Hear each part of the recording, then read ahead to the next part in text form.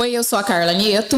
E eu sou Franciele Iba. E hoje é o nosso segundo episódio do podcast O Poder Delas.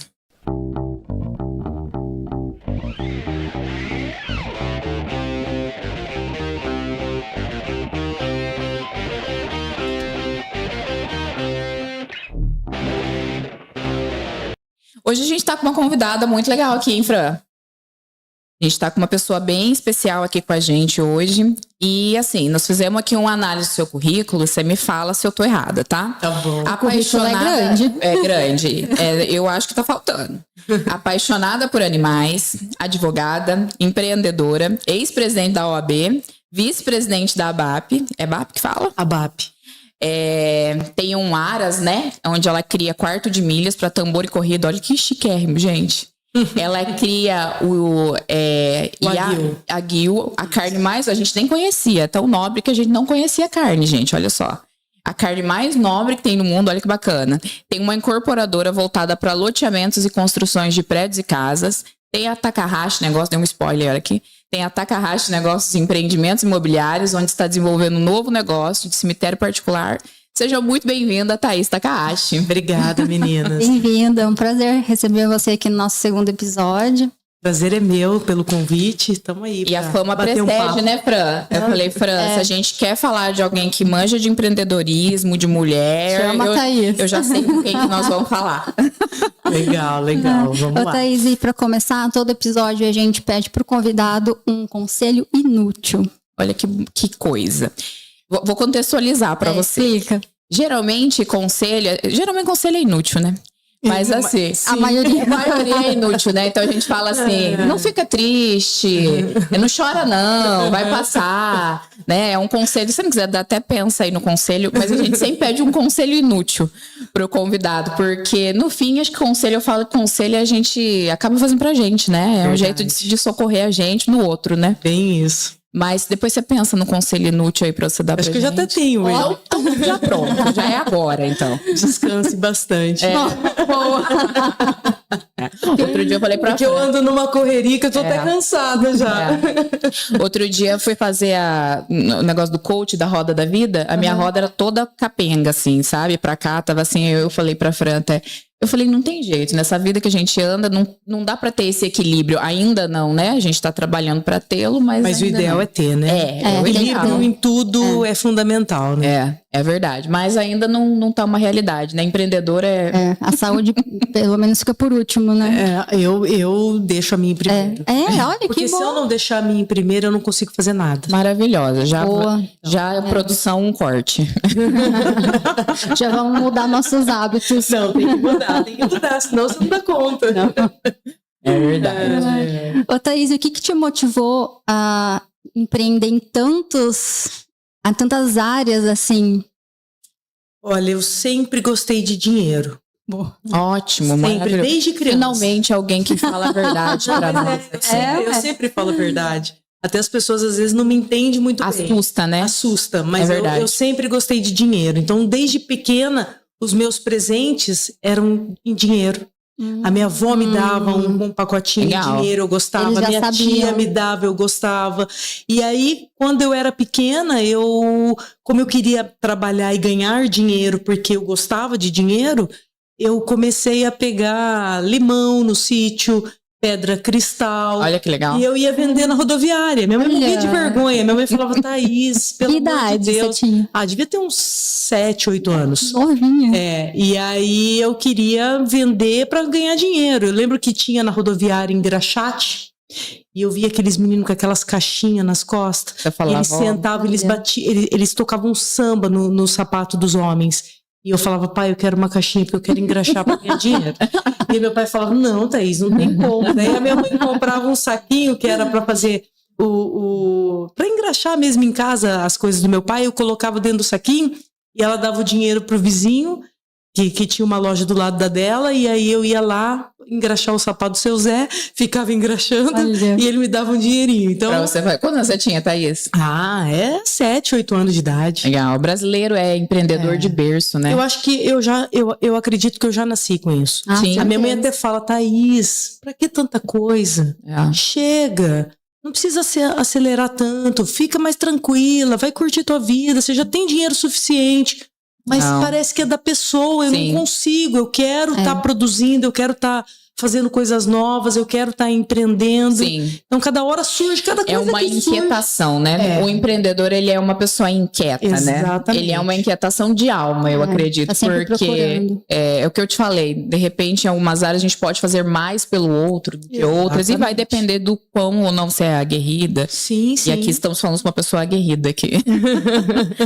Ô, Thaís, como que foi ser presidente da OAB pra você? Foi bem legal, bem legal. Eu lembro que até eu não pretendia ser presidente, né? Eu já vinha da gestão da OAB em várias gestões como secretária adjunta, e chegou numa época que eu percebia que a nossa gestão não era participativa. Sim. Ela era fechada, era só a diretoria que participava do churrasco, das festas da OAB, e não abria para todo mundo. Eu sempre era contra, sempre falava, gente, vamos fazer uns eventos no Dia da Mulher, vamos fazer alguma coisa, e o presidente sempre me podava. E aí chegou numa próxima eleição, ele falou que não seria mais candidato. O outro, que sempre era também candidato, que era do nosso grupo, também falou que não seria. Aí foi quando eu coloquei meu nome à disposição. Legal. Eu falei pro presidente, presidente, se ninguém quer, eu vou colocar meu nome à disposição. Né? Ele virou para mim e falou assim, não, se você sair, eu vou sair também. Aí eu já peguei na lata, falei para ele, você vai sair? Então tá bom, então nós vamos disputar a eleição. E aí saí e venci a eleição. Olha só. Né? Você ficou quanto tempo? 3 anos. 3 anos, 3 legal. anos, E aí foi 2018, 19 e 20. Legal.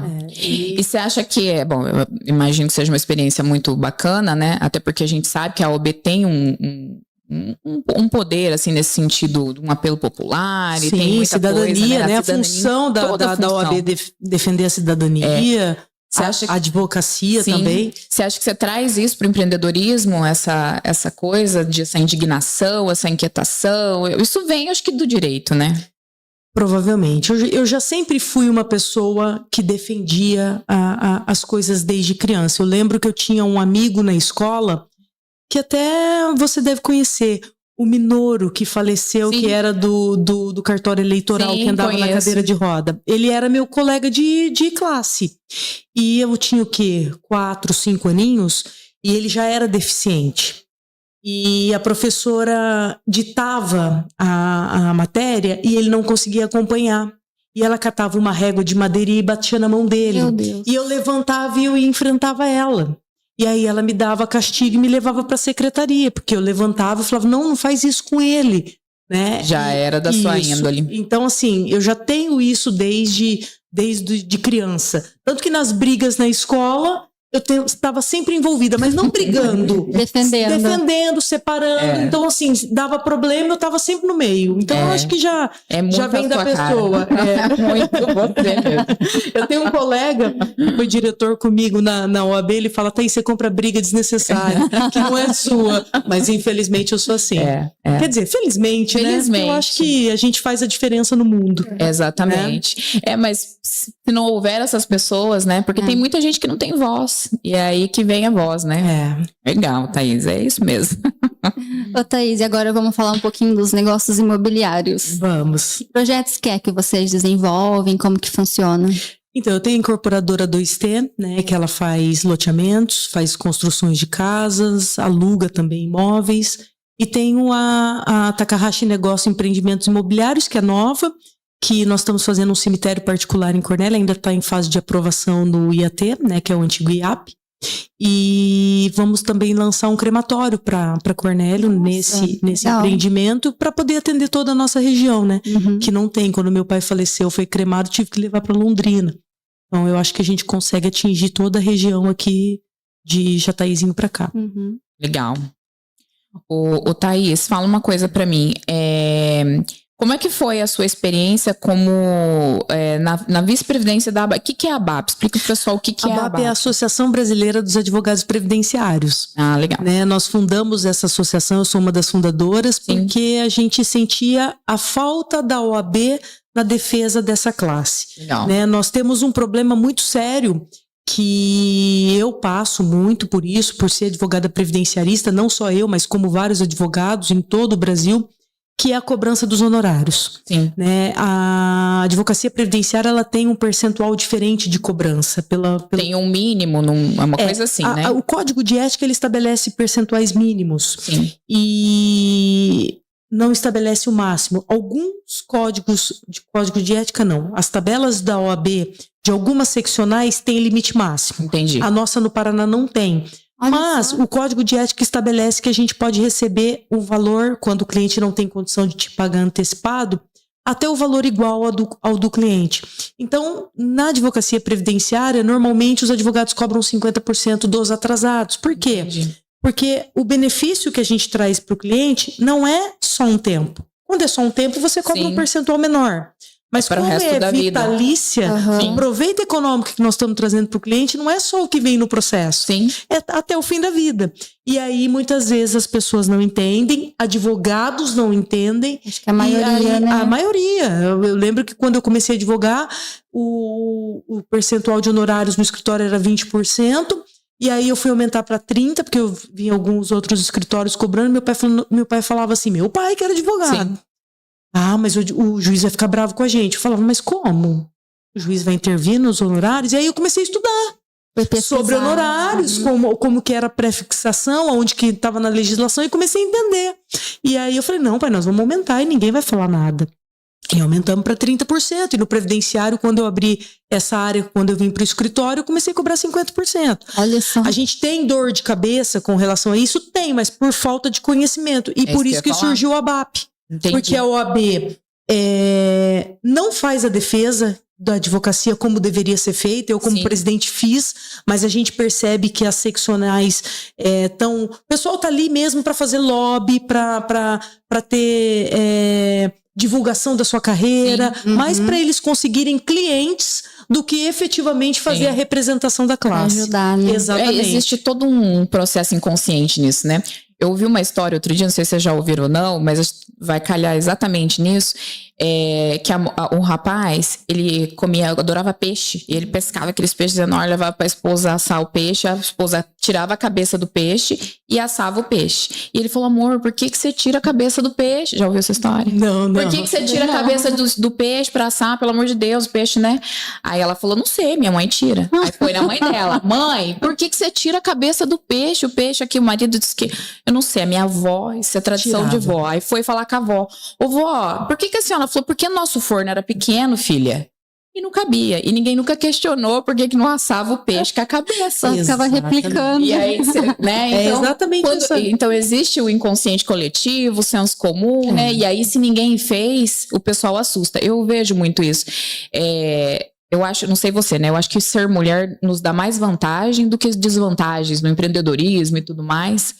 Talvez equivalente ali, né? Mas eu vejo que muita gente olha nesse lado, não, acho que não dá, e até por isso chama o poder delas. Eu acho que nos dá mais vantagens, não no sentido ruim, no sentido bom, né? Quando a gente olha. Mas eu vejo que quando a gente vem com algo disruptivo, né? Principalmente nós que somos de cidade pequena, né? Falando aqui, porque o nosso podcast é regional, o pessoal assusta, né? Verdade. Assusta com tudo, até com bobagem de gravar um vídeo, alguma coisa, né? A gente é da área da internet, agora eu vejo que você tem vindo forte na internet, porque é um novo meio de comunicação, assim, e que a OAB veda. Sim. Né? Assim, por exemplo, nós não podemos fazer publicidade. Então, os vídeos que eu faço é dentro da regulação da OAB, que eu não posso divulgar o meu trabalho. Mas eu posso falar sobre direito. Sim. Então eu chego lá, eu falo sobre direito, mas eu não posso falar, procure o meu escritório, meu nome é Thaís Takahashi, meu telefone é tal. E dependendo da maneira que você se coloca, você ainda pode encomendar. Sim, você pode. Porque provavelmente você vai incomodar o que não vai conseguir fazer, né? Exatamente. Eu trabalho com marketing, já atendi bastante gente de medicina, eu sempre te falava isso, medicina, né? É bem... Medicina é a mesma coisa, dependendo de como que você coloca ali, abordagem. Vai ter problema. Porém, eu acabo, a gente pode ver o copo meio cheio, meio vazio, né? Mas eu acho que quando você se coloca, né, e isso aí falando de marketing digital, né, como pessoa, eu acho que as pessoas criam uma identificação. Com certeza. Porque eu vejo em você muito dessa coisa de, não é a Thaís Takahashi advogada, mas, pô, é a Thaís que gravou um vídeo falando que gostava de animal, olha só que legal, ó, queria ser veterinária, mas não fui, e aí eu tenho as minhas defesas pessoais, então as pessoas, elas tendem a fazer essa conexão. A internet, ela serve para isso, né? Para trazer essa conexão que de repente não vinha antes, quando você se coloca simplesmente como advogada, né? Sim. Então, assim, é uma observação somente, mas a Thaís tem se colocado muito bem nessa área do marketing, eu acho que, enfim, vamos acompanhar os próximos capítulos. Que legal, dando uma estudada no seu perfil. Eu não entendo de marketing. A nossa especialidade é marketing, nós temos que saber disso, né? Mas quando a gente se coloca como pessoa, a gente consegue criar uma conexão emocional.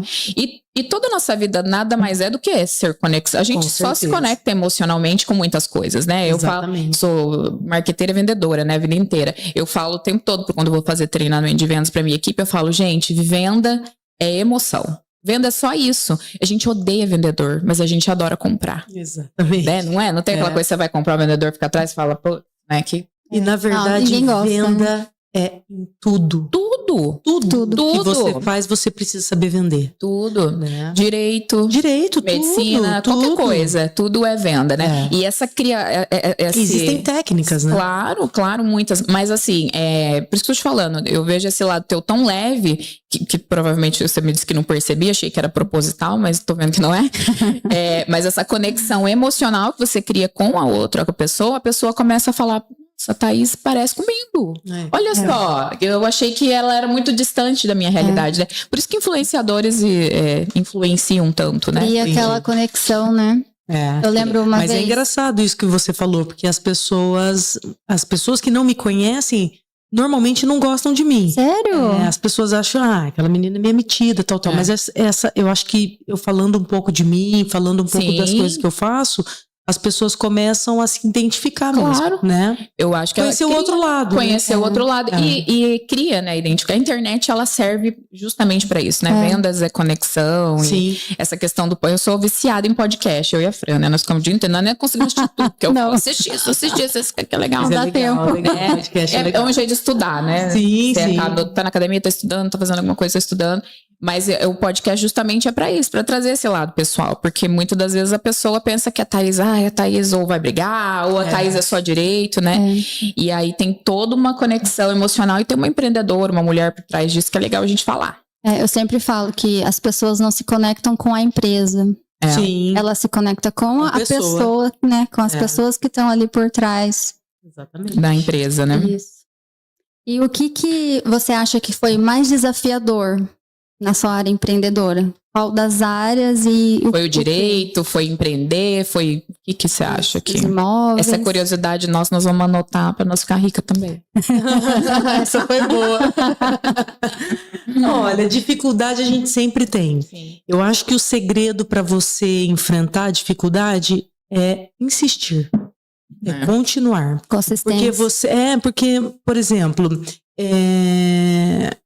todo empreendimento, quando você abre, na advocacia eu tive sorte, porque como meu pai já era advogado, no 3º ano de faculdade eu comecei a trabalhar com ele, então eu já comecei a montar ação, fazer as audiências acompanhada por um colega que ele pedia para me acompanhar na Justiça Federal, porque ele não fazia lá, e eu saí da faculdade já ganhando dinheiro. Mas hoje na advocacia, por exemplo, para você abrir um escritório, é brincando 5 anos para começar a ter giro. Nossa. Então você tem que ter dinheiro para aguentar. Quem não tem essa paciência, né, essa insistência, não vai chegar no topo. Sim. Então eu acho que a pessoa tem que ser resiliente, ela tem que ter... Legal. Excelente conselho. Persistência e a tranquilidade de entender que esse é o processo para o crescimento. Né? E isso em todas as áreas. Sim. Todos os negócios que eu abri, muitos não foram lucrativos. Né? Por exemplo, o Aras. O Aras não me é lucrativo, mas o Aras é a minha pinga. Sim. Né? Posso dizer assim, que é o meu hobby, é uma coisa que eu gosto. Então eu gosto de cavalo. Eu tive um período de ganho dentro do Aras, que ele se pagava, né? Começando a me dar lucro, quando eu tinha a Rocket da Fêmea, que era uma égua importada que eu trouxe dos Estados Unidos, que acabou falecendo. Mas fora isso... eu ainda não tenho um giro que até por causa de infraestrutura que eu faço, tô construindo confinamento, tô sempre inventando, fazendo feno, então eu tô sempre reinvestindo, né? Mas é uma coisa que eu acredito prazo, que lá na frente eu vou ter retorno, por exemplo, que nem o Wagyu é novo, né? Eu tô aí com...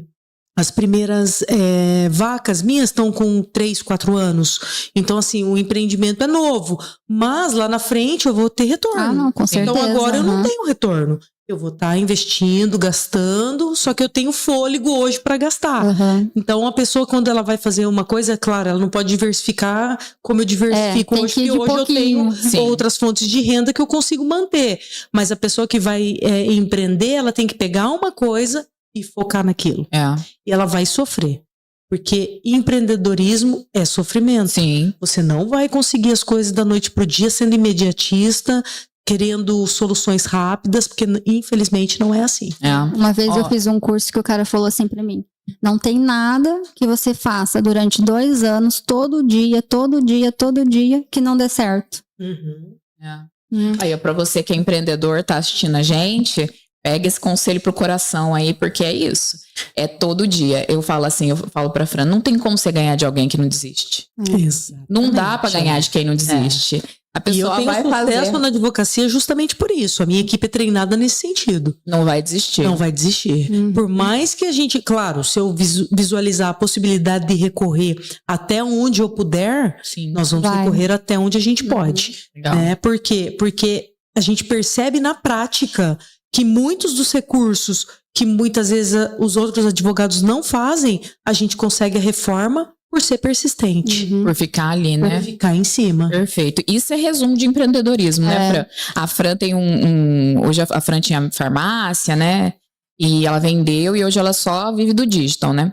E aí eu lembro quando a gente começou a mexer no perfil dela, você tinha quantos seguidores? 400 seguidores? 600? Eu tinha 600. Hoje você tá com quantos? 28. 28 mil. Nossa, bastante. Não, ela é super hypada, Fran. Mas foi isso aí que eu fiz, que você tá falando. Mas a gente todo dia um pouquinho ali vai. E ela falava, quantas vezes não gravei vídeo pra ninguém, né? Hoje ela vive financeiramente falando do digital, vive muito bem, mas assim, todo dia gravando vídeo pra ninguém. Né? E assim, o pessoal faz 2 vídeos, não dá certo e aí desiste. Não, eles é muito e rápido. O vídeo é complicadíssimo. Eu faço ainda hoje e eu não olho meu vídeo. Não pode. Se eu olhar o meu vídeo, eu não posso. E, gente, exclui parente também. Eu não olho até hoje. Eu não me assisto. Eu não me assisto, porque se eu me assistir, eu começo a achar defeito. Então é isso que a gente tem que ser. A gente tem que fazer. Independente de você analisar e achar que aquilo tá 100% perfeito. Porque nunca vai ser 100% perfeito. Sempre vai achar um defeito. Sempre vai ter um defeito. E vai querer apagar. Exatamente. Então, assim, passa. Esse é o conselho. E assim, antes feito do que perfeito, né? Que era a frase do nosso curso. Antes feito do que perfeito. Essa ficou gravada. Eu falava, as meninas falavam, grava, exclui os parentes, porque parente só vai pra botar defeito mesmo nos negócios e vai gravar. Eu sou muito perfeccionista. Eu também, Então, nossa, não, grava, posta e nem olha. Daí eu fazia, calma. E não olha quem tá vendo também, não pode olhar. Eu vejo o pessoal olhando e eu acho engraçado. Fulano viu? Falando, não, nem olho também. Não olho também. O Thaís, você foi candidata, né? A Thaís foi candidata a deputada estadual. Conta pra gente um pouco dessa experiência, como é que foi isso pra você, de onde que veio essa vontade? Então, eu adorei ser candidata, né? Até porque eu gosto de conversar com as pessoas, gosto de sair na rua, gosto de estar andando. Então, pra mim foi excelente. Mas o meu objetivo de ser candidata é porque a gente não tem... acho que a gente vai fazer agora 24 anos que nós não temos um deputado estadual aqui da nossa região. Né? Então, olha, eu não sabia disso. Exatamente. E a gente pega de Jataizinho até Ourinhos, nós somos conhecidos como a Rota da Fome. Sim, é verdade. E isso me incomodava muito, porque o que eu quero? Eu quero que a minha cidade cresça, eu quero que a minha região se desenvolva. E como eu viajo muito, eu vou pro oeste do Paraná, eu fico indignada com o tanto... a região é idêntica à nossa. É agricultura, né? São cidades pequenas, mas assim... As cidades são super desenvolvidas. Mas por quê? Quantas cadeiras eles têm na Assembleia Legislativa? 14. Nossa. Há anos. Ou seja, olha a força política que eles têm e para onde que eles levam o dinheiro. Pra lá. E hoje você pega o seguinte, eu não ganhei eleição, né? Fiz uma eleição limpa, não comprei um voto, não paguei uma gasolina. Foi mesmo. Fiz uma eleição, assim, totalmente limpa. Eu fiz em Cornélio 4.009 votos e na região total eu fiz 5.609. Quantos votos precisa para... Um dos deputados que se elegeu no meu partido se elegeu com 29 mil. Que é uma Você menor fez votação. metade ali. Eu fiz bem menos, né? Então, assim, só que eu não tinha um vereador, eu Primeira não tinha vez, um prefeito. Então, hoje, o que eu tenho feito? Eu estou trabalhando nas cidades que eu posso, vereadores e prefeitos, para quê? Para que em 2026 eu tenha uma base para que eles me apoiem, para que eu possa tentar me eleger como deputado estadual. E assim, eu acho que a gente não precisa só de um deputado estadual, nós precisamos também de um deputado federal. Se você pegar todos os deputados estaduais e federais que receberam votos da nossa região, é só entrar no Instagram deles, é simples, no Facebook. Para onde eles estão levando as verbas? Para a região deles. Para lá. Entendeu? Então, assim, traz para nós o quê? Migalhas. E nós não precisamos disso. Não. Né? Nós já passamos do momento de ter uma representatividade aqui para o Norte Pioneiro. E é por isso que eu coloquei meu nome à disposição e estou me preparando para voltar em 2026. É isso que eu ia perguntar. Eu volto. Pra dar um spoiler aí, se vai voltar ou não. Então vai. Vou voltar. E é legal a gente olhar, né? Porque assim, eu gosto muito de política, eu adoro estudar política, né? A Fran também. Principalmente essa eleição, que foi uma eleição diferente. Principalmente pelo peso das mídias sociais, isso teve um peso muito grande. Mas vocês mexem com mídia, né? E a gente começou a olhar isso, né? Eu falo assim, que quem ganha eleição é quem tem o melhor marqueteiro. Né? A gente brinca assim, mas... por quê? Porque eu acho que conta a história melhor, né? E aí vou contar uma história aqui, de repente, talvez faça sentido pra você, no sentido de... Porque assim, por trás da política, por trás de estar querendo que a gente ajude pessoas... Talvez exista uma Thaís pequenininha ali que defendia as crianças na escola, né? Sim. Então, assim, a política, claro, né? Tem o bonito que a gente conta, que é aquele que a gente conta aqui, né? Fala, não, é por isso. Mas tem um senso emocional por trás disso, que é defender pessoas, né? Com certeza. Então, não tô fazendo nenhum tipo de apologia política, tá, gente? Tô tentando olhar, porque assim, pra mim, todas as coisas, eu sempre falo pra Fran, tem que fazer sentido pra gente. Tem que ter, porque é só isso, né? Sim. Se você fica olhando assim, você conhece o bisavô, o tio do seu bisavô? Não. Ah, então é isso, gente. Nós daqui 100 anos, ninguém vai lembrar mais. a gente não vai existir mais. Mas o que a gente pode fazer agora? Né? O que a gente pode fazer agora? E aí você vai se colocar como empreendedora, como carreira política, como pessoa, como mãe, né? Algumas mulheres talvez não trabalhem, mas tem um trabalho tão lindo como mãe, né? Sim. É legal a gente trazer isso, né, à tona, mas assim, de repente até pra Thaís olhar, né?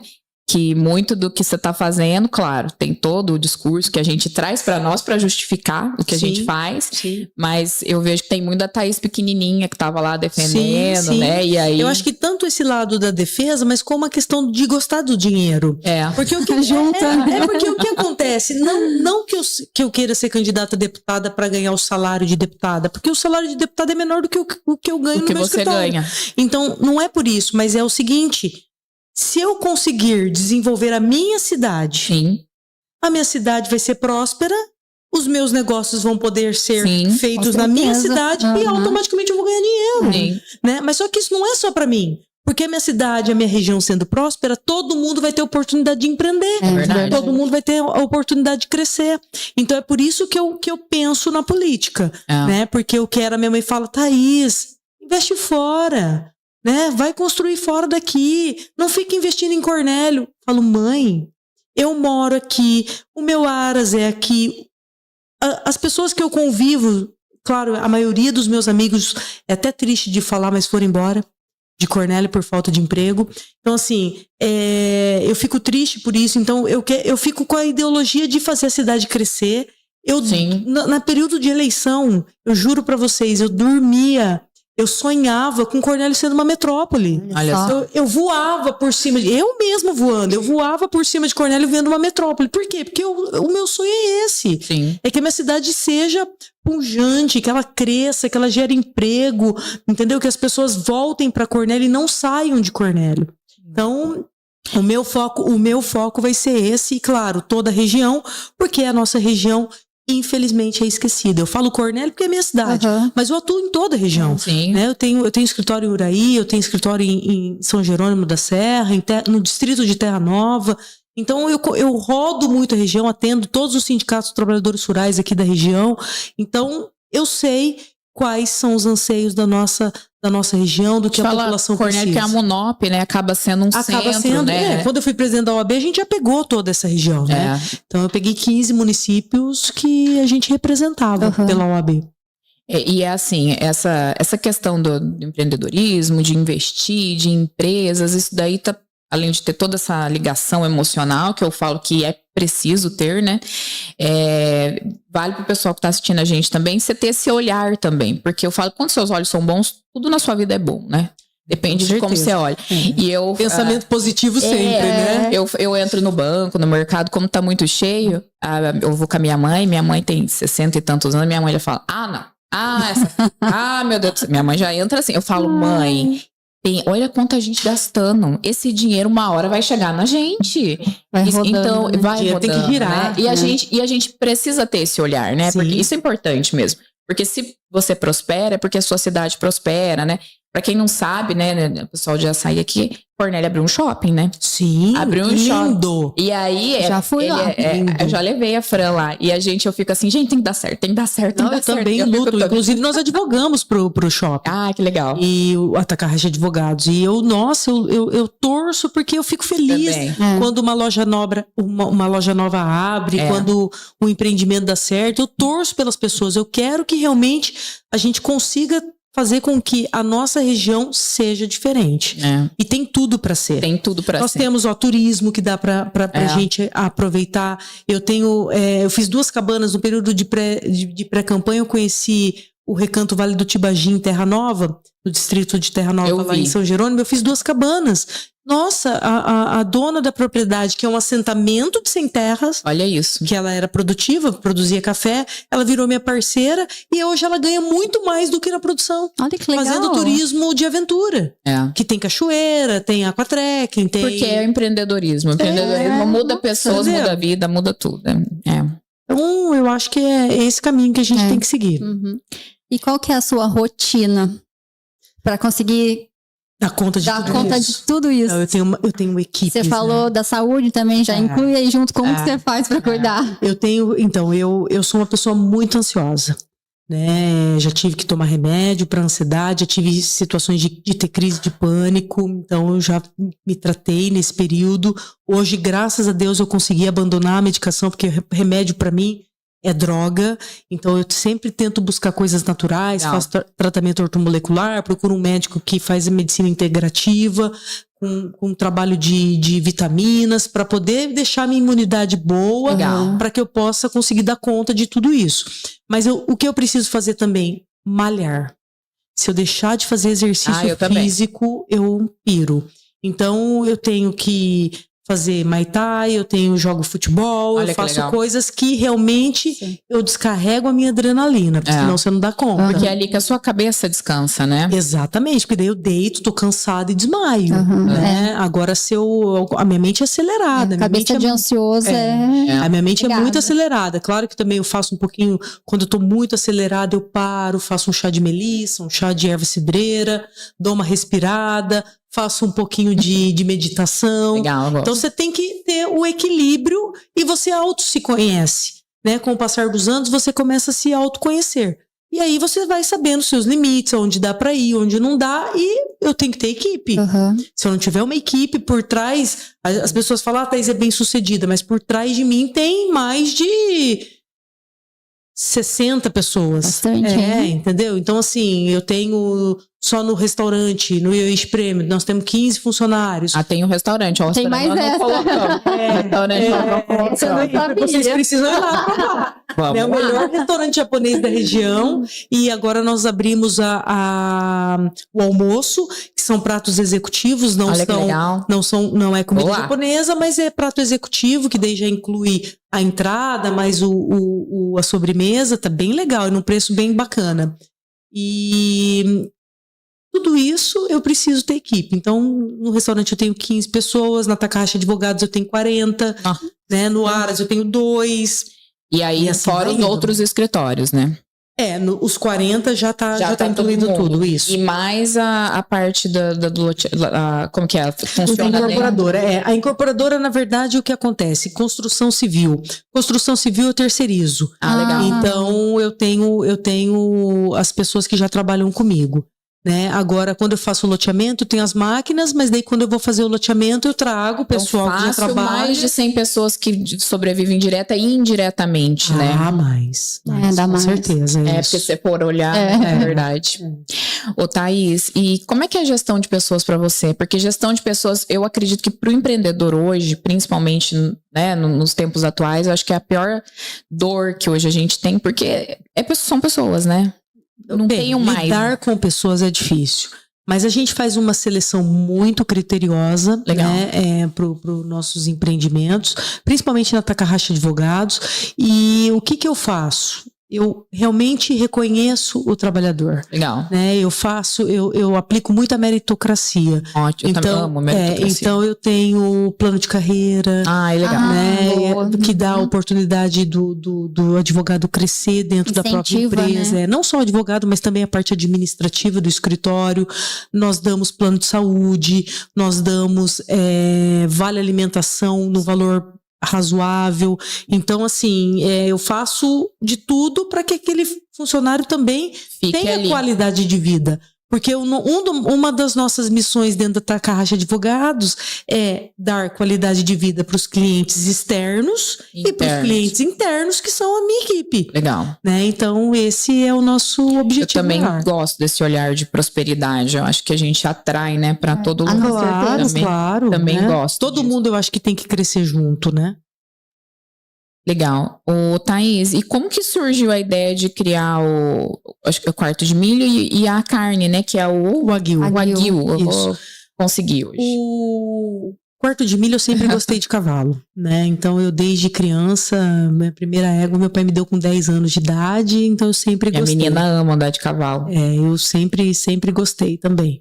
E aí, quando eu fui fazer faculdade, eu fui morar em Presidente Prudente. Presidente Prudente é a região do Quarto de Milha.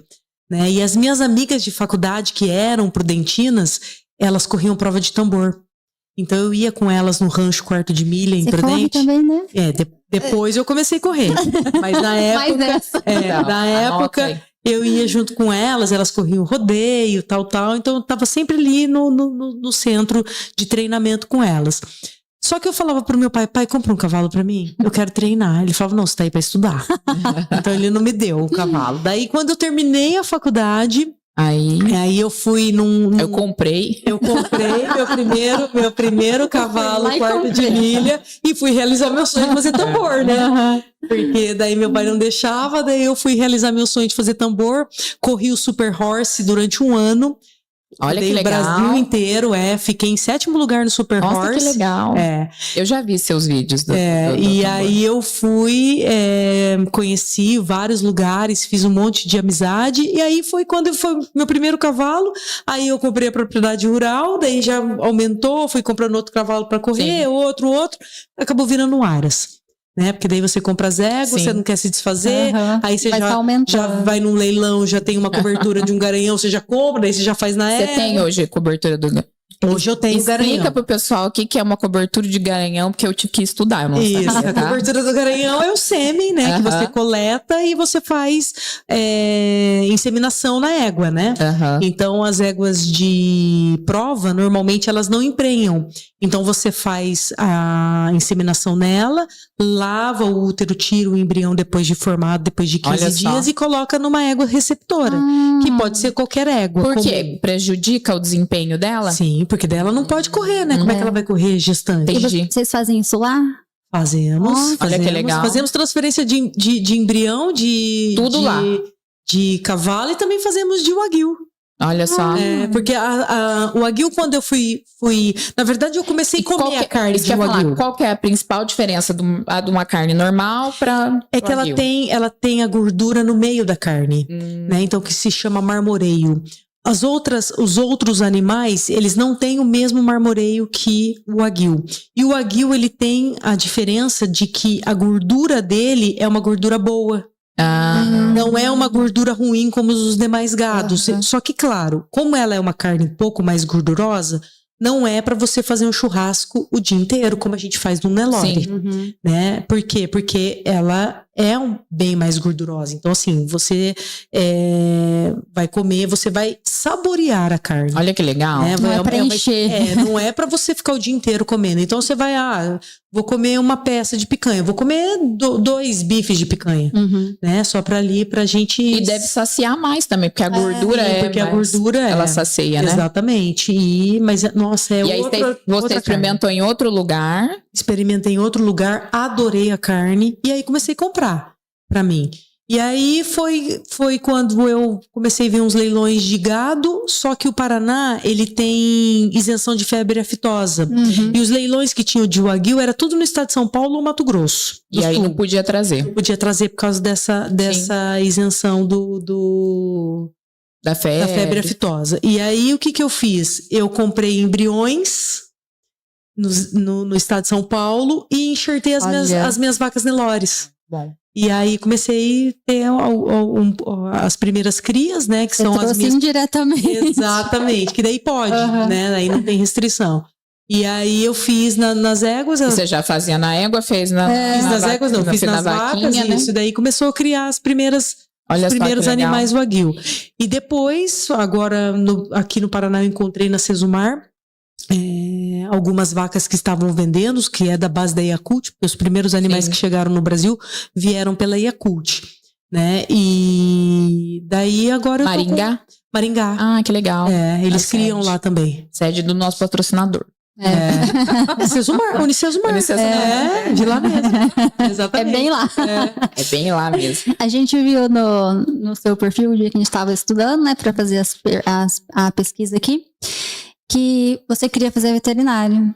Meu sonho sempre foi ser veterinário. Seu pai falou não. Me orientou, Então, se você voltasse agora, você seguiria esse conselho dele ou você fala, não, eu vou seguir o meu sonho? Não, eu seguiria o conselho do meu pai. Normalmente a gente nunca escuta os conselhos dos pais, né? E a gente só vai entender isso 40 anos depois. Exatamente, mas nossa, meu pai acertou.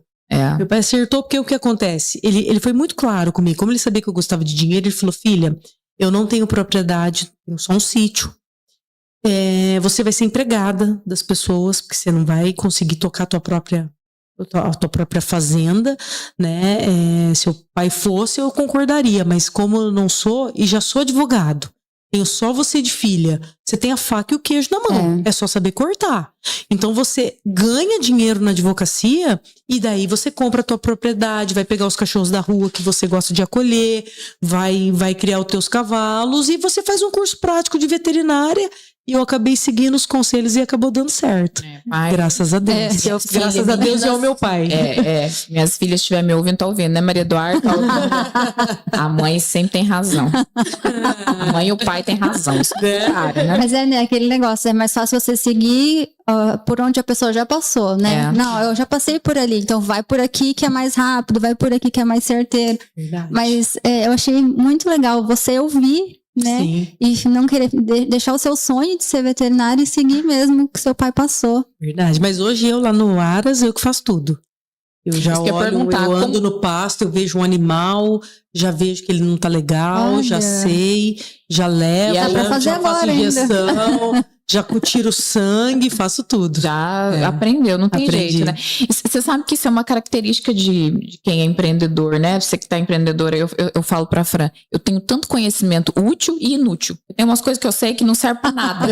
Mas eu falo assim, eu adoro. De vez em quando eu invento, eu vou reformar, ou então, quando fui reformar, eu estudei tudo de reforma, daí eu queria saber a altura da tomada e onde que colocava não sei o quê, né? Eu acho que isso é uma característica de quem empreende, ter essa mente inquieta, né? Sim. e querer saber tudo, né? Exatamente. Eu abri uma clínica de estética, aí a pessoa falou, você atende? Eu falei, não, mas eu sei fazer tudo. Fica aqui toda hora, como é que faz isso? Se como precisar, é que faz? eu tô aqui. Se acontecer alguma coisa, eu viro depiladora. É igual no restaurante, eu tô lá, às vezes, acontece alguma coisa, eu falo, vocês querem ajuda? Se precisar, eu vou servir, não tem... Porque querendo ou não, a gente tem que saber, né? Qual que é todo o processo, tudo certinho. Ó, quando eu comecei, o meu primeiro estágio foi no escritório de advocacia em Presidente Prudente, de uma advogada. E ela era sozinha, e eu era estagiária dela, sem remuneração, sem nada. Mas eu tava ali para aprender. E como eu era só nós duas, eu tinha que limpar o chão. Sim. Eu tinha que limpar o banheiro. Fazia tudo. Porque como ela pedia pra mim, Thaís, você pode passar uma vassoura? Você pode passar um pano no chão? Você pode dar uma limpada no banheiro? Como que eu não vou fazer? Sim. Só que eu fico imaginando hoje, se eu chegar pro estagiário meu agora. e falar pra ele, ó, você pode ir lá limpar o banheiro? Ele vai se sentir ofendido, vai ficar magoado, vai falar que eu tô menosprezando, vai fazer o maior mimimi. Só que, gente... É a geração, que hoje eu sei pedir pra minha secretária limpar o banheiro se eu não fiz? Então, é isso que a gente tem que ter, né? Eu tenho até medo desse discurso, porque parece um discurso característico da idade, né? Não sei, aqui, a gente falar assim... Entregando a idade. Ia falar assim, eu acho que é a geração... Nós somos raiz. Essa é a geração, né? Outro discurso ruim da minha mãe, porque sempre vai existir essa coisa de que a geração minha era melhor, a minha era melhor, a minha era melhor. Mas eu passei muito por isso. Eu trabalhei numa faculdade, uma época, né? E aí vi o banheiro sujo, pegava pano, passava no pano e tal.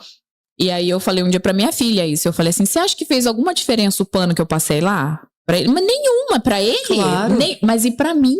Fez. Pra como que me fez crescer como pessoa. Exatamente. Porque você vai aprendendo a dar valor do chão, de tudo, né? Exatamente. Então, falar pra ele, eu passar o pano ou não, na época, o meu ex-patrão, um empreendedor também, muito bom, ele mandava qualquer pessoa ir lá limpar, contratava a menina ficava mais tarde, não fez a menor diferença na vida dele, mas na minha fez, porque fez uma construção de caráter, eu acho. Sim. Porque quando a gente vem com essa coisa de, não, vamos fazer, né? Sim. Eu também, não. Se tiver quebrado um negócio, eu carrego, eu também... Mas eu fico pensando, às vezes eu passo na rua assim, a pessoa pega e joga um papel no chão, ou derruba alguma coisa. Tem pessoa que tá atrás, que tá passando e passa direto. Quando eu vou na praia, se eu vejo lixo, eu cato pra jogar no lixo.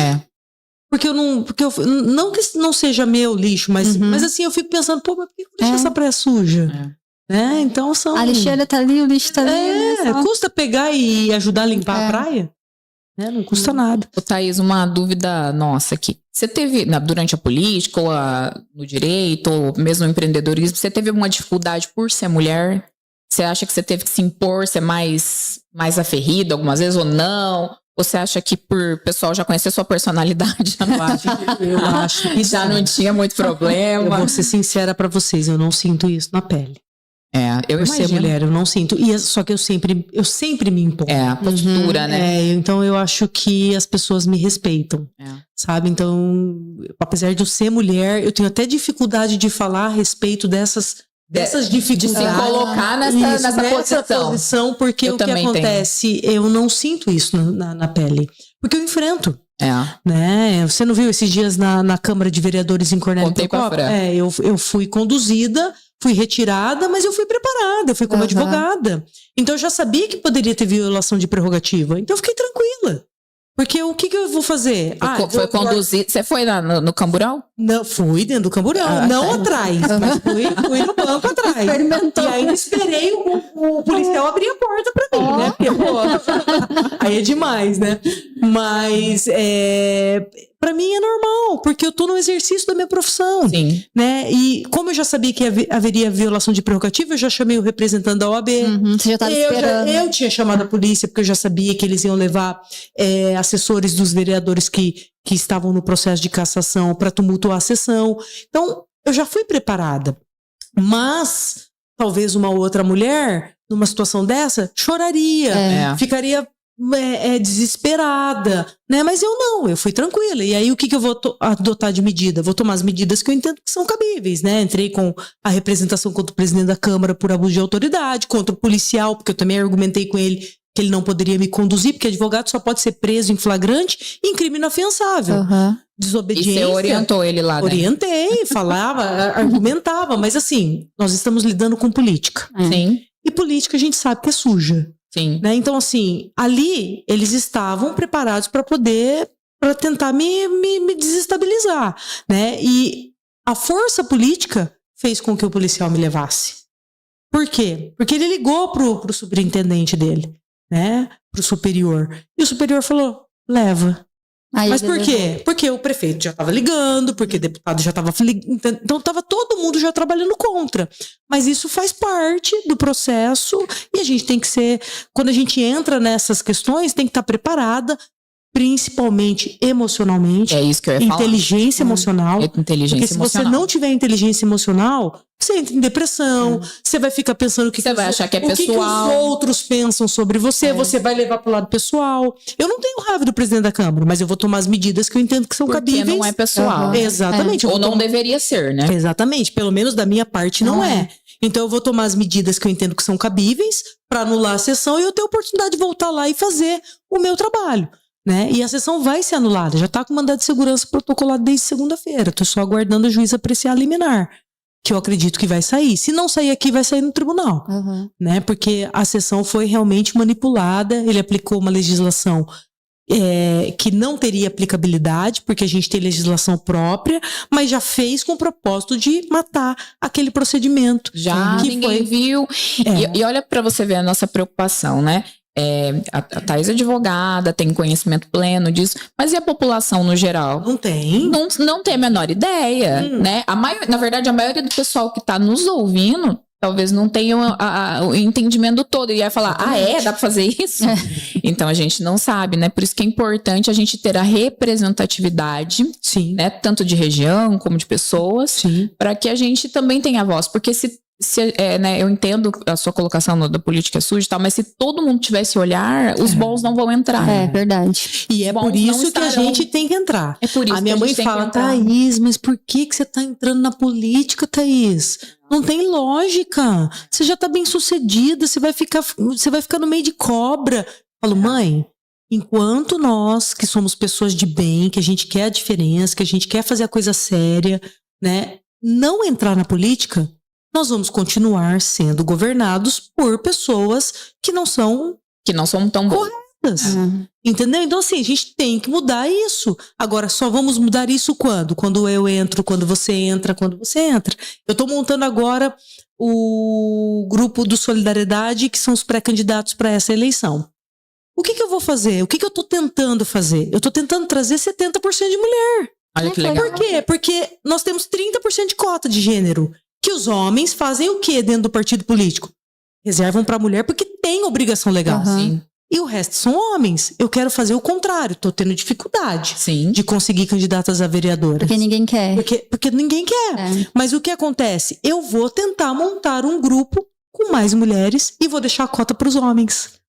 Legal. Entendeu? Então, até se faço convite, ó. Você é uma mulher aguerrida, você já disse que recebeu o convite, vou fazer o convite para você pensar nessa ideia.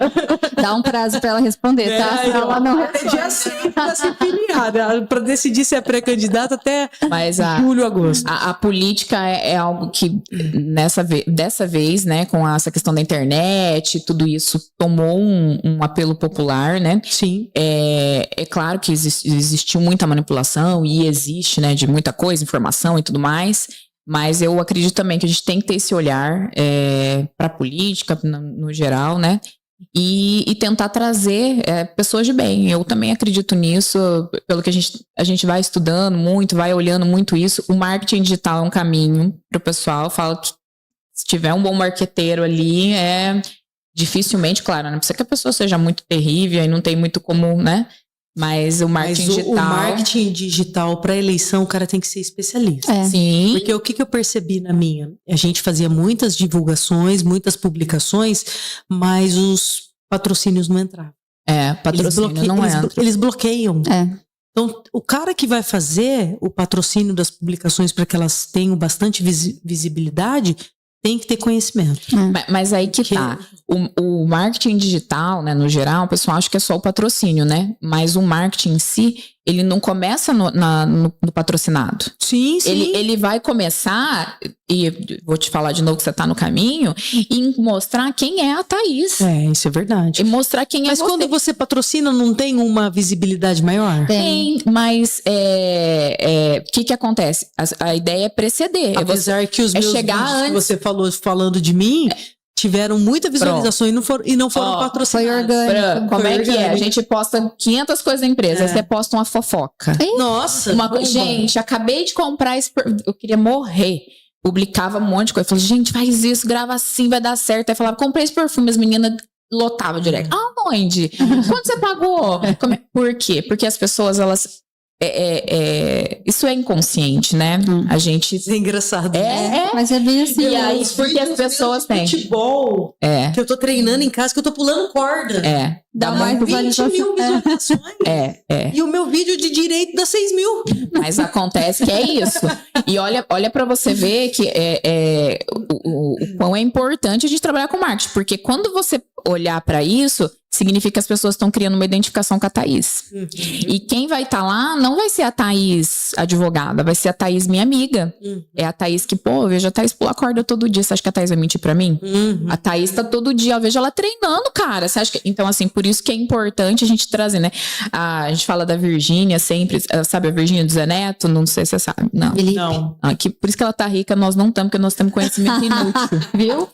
A Virgínia é uma influenciadora e outro dia ela bateu um recorde no Brasil aqui, que ela soltou que ela tá grávida e ela fez o chá revelação dela na internet. E deu 4 milhões, né, Fran? Foi um recorde de 4 milhões de visualizações simultâneas lá, enfim, na live. Foi tipo, todo mundo.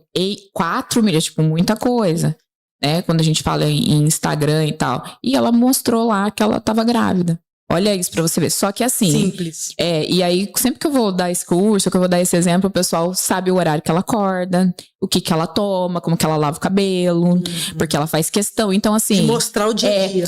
Você já deve ter tido a experiência de você não saber quem é a pessoa, nunca viu na sua vida, e a pessoa fala, oi, Thaís! No mercado. Toda hora, né? Como é que você tá? E você não sabe quem é. E aí você fala, porque você não conhece a pessoa, mas ela te conhece. Ela te conhece. Um dia eu tava no mercado e aí eu via a mãe falando pro marido. Olha, é ela. É ela. Aí daqui a pouco o menininho veio. Aí o menininho, o filhinho dela veio. Ai, como que tá o Bob? E como que tá a Universe? Que são os cavalos do ar. Ele sabia os nomes. Sabia os nomes. Eu falei, olha, tá legal, você conhece o Bob, né? Então fiquei super...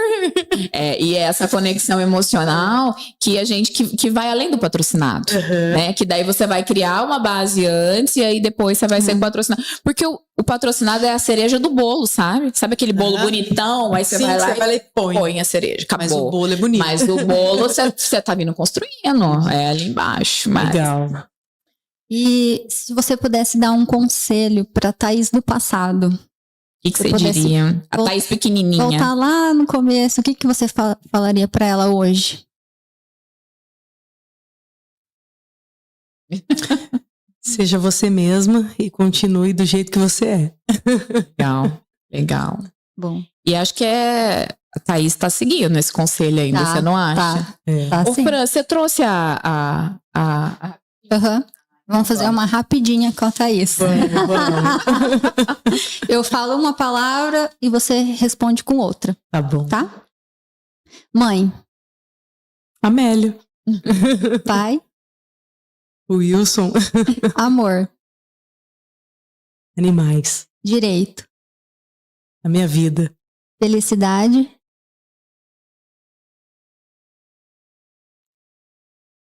Felicidade. Tanta coisa que a gente é feliz, né? Eu achei que você ia falar dinheiro. Não.